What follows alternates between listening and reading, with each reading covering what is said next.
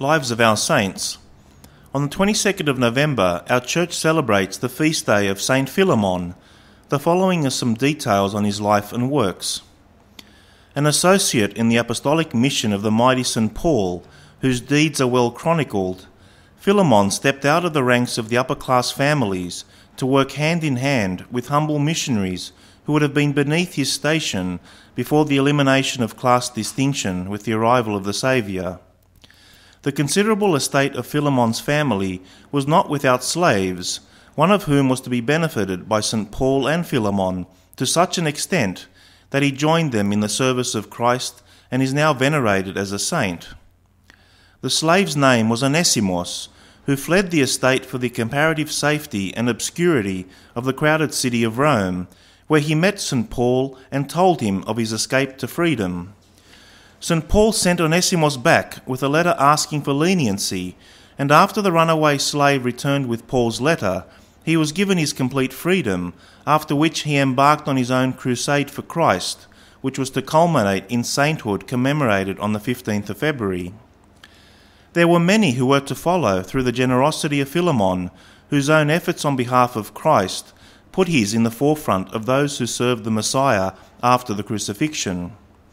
It had been several years since the risen Christ that Philemon traversed the vast reaches of Asia Minor to remind all through his preaching that the memory of the living Son of God be kept in Christian hearts at all times.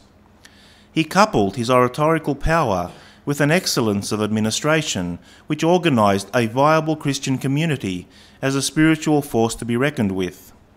For this work he was appointed by St. Paul himself to serve as Bishop of Gaza, where he advanced the Christian cause with the help of his devout wife Afria, a dedicated woman who formed groups to go afield and win converts. Despite the heroic efforts of Philemon and his wife, there remained in this area stubborn pockets of resistance to the Christian movement, comprised mostly of die-hard Hellenes who clung to their ancient belief of polytheism. Their resentment grew with the spread of Christianity, until it led to a physical hostility wreaked on Christians who, like themselves, had once worshipped the ancient gods, but unlike them had seen the truth of Christ.